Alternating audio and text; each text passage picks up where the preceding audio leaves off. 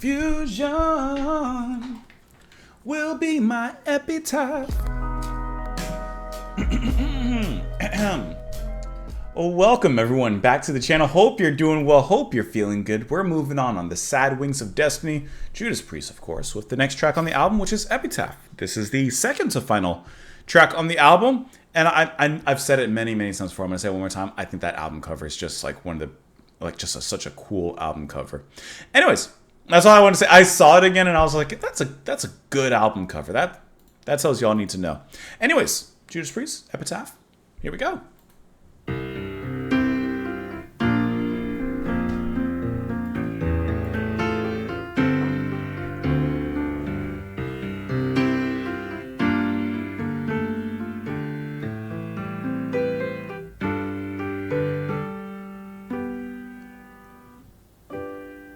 Old man sitting there. Is that Scott Walker? Bowed down. Every now and then he'll take a look around, and his eyes reflect the memory pain of years gone by.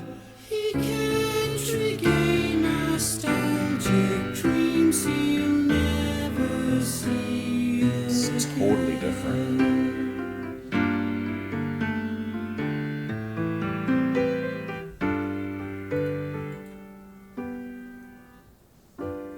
With trembling hands, wipes a tear. Many fall like rain. There's one for every year, and his life laid out so clearly now. Life that's but death. So nearly now, like once he clung. That's like the same effect that Queen uses on their vocals. Let's go.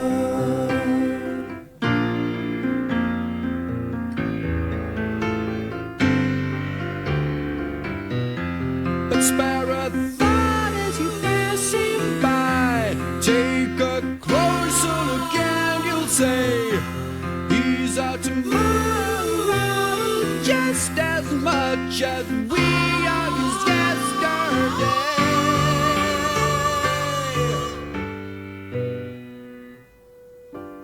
A lonely grave and soon forgot.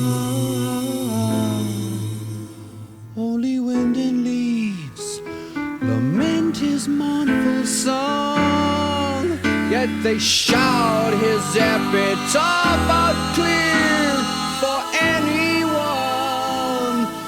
Who's passing near, it names the person lying here as you. and you and you and you.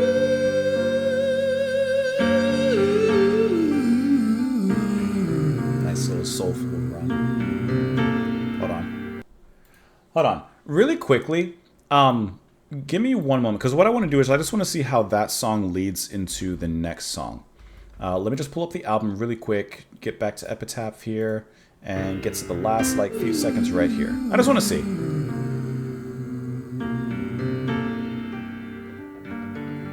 There you go. Right into it. Okay, we'll cover the next song soon. I just wanted to see how that was leading, because it clearly is. So that actually perfectly, I guess in a way, gets rid of my initial qualm about the track. Because taken on its own, I was a little bit left like, I don't know how to feel about this track. Because on one hand, I mean, obviously, singing is great. The piano playing's nice. The delivery's good. But I felt like it just needed something extra, especially as a singular song. I don't know why. I can't tell if it's because of me expecting a certain sound from Judas Priest and this being completely different from that. Or, you know, if the question is, if it was another band doing it, would I enjoy it more? There's a chance of that. I don't know. But me finding out and listening and seeing how it clearly goes into the next track clearly takes that, honestly, that criticism away, because now it's part of something, which makes a lot more sense. So as it is, this is a nice, basically piano vocal intro into the final track of the album. Now it all makes sense and it comes together a little bit differently. Hopefully that makes sense. A lot of times I walk you guys through my own reaction, and I'm trying to figure out my own reaction as I'm talking it out. Hence why, it's a YouTube channel, because you got to talk. So that makes a lot more sense. At first I was kind of feeling like it's missing a little something extra, even if that was like some acoustic guitar or something else in there. But as it is now, understanding how it follows up and moves forward, it makes a lot more sense. So I want to look at the lyrics for this one, and then I'm probably going to just record the next track here. It won't come out tomorrow, but I'm going to record it right after we finish here, just so I can kind of keep that specific track listing momentum going. The old man sitting there, his head bowed down. Every now and then he'll take a look around, and his eyes reflect the memory pain of years gone by. He can't regain nostalgic dreams he'll never see again. With trembling hands he wipes a tear. Many fall like rain, there's one for every year. And his life laid out so clearly now, life that's brought death. So nearly now, life once he clung to dearly, now let's go. But spare a thought as you pass him by, take a closer look and you'll say, he's our tomorrow just as much as we are his yesterday. That's a beautiful line. The lyrics are really, really thoughtful, and I really enjoy that.